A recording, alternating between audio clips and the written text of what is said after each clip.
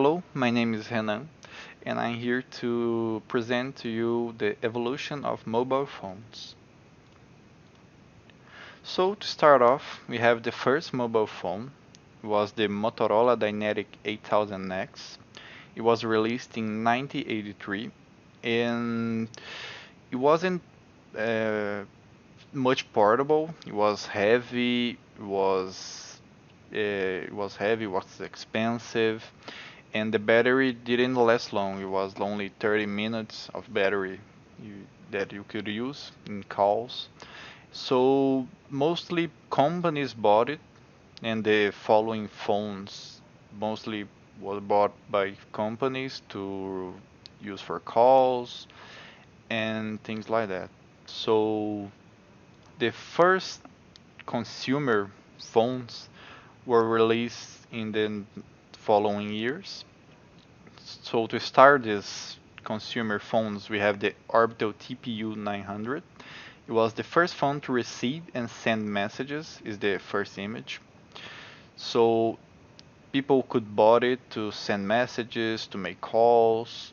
It was more affordable than the first phone, so it was accessible to people to have in their homes.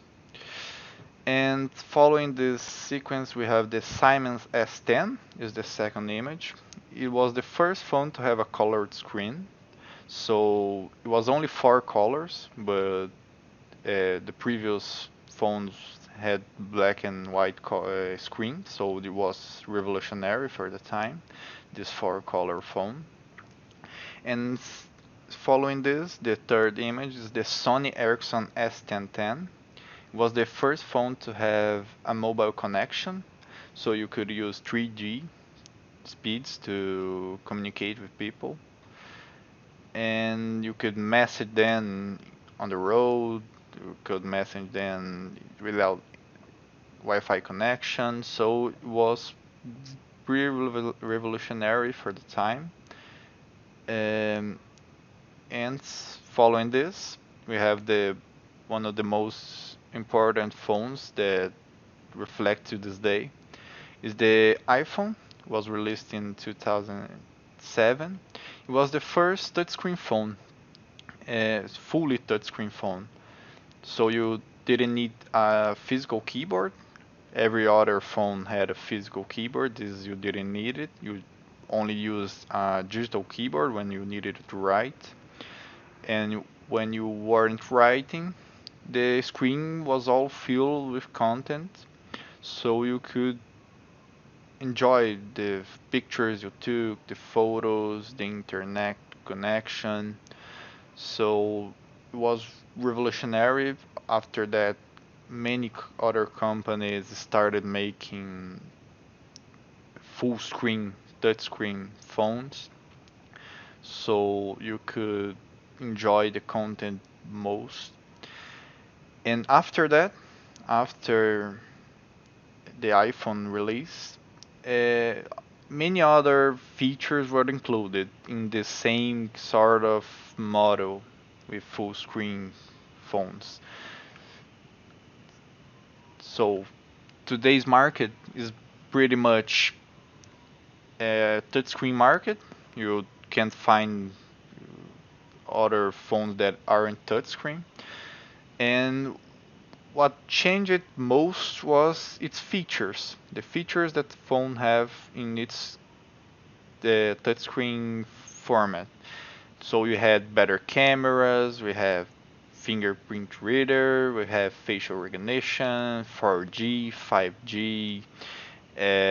We have recently we have the Samsung foldable phones. So they have a glass screen that you can fold to fit better in your pocket to carry on trips. So this is pretty much the same model you had in the iPhone when the iPhone was released, but with better features, better battery. They have more speed, faster connection, and the future market links pretty much to improving the things we already have. Some people say that we have foldable phone will be the future. Some people say glasses will be the future. So pretty much anything can happen from now. But I like to focus mainly on the batteries of the phone, because the first phones had pretty bad batteries. Today's phone have better batteries. You could use them for an entire day, 2 days. And the future of batteries pretty much lies in graphene batteries. It's the closest technology you have to improve the batteries. The graphene batteries have higher capacity.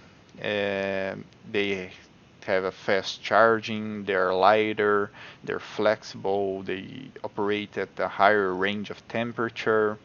So the graphene batteries are pretty much different from the actual ion batteries. So, for example, an, an 5,000 ion battery, 5,000 ampere hour ion battery, if it was made in graphene battery, it will have the pretty much 5 times more capacity than the ion battery, and it would occupy the same space and will charge faster. So you could use basically a thinner battery or a battery that's the same size as the actual battery, but with higher capacity with the graphene batteries. So you could use, for example, a phone for a week without charge.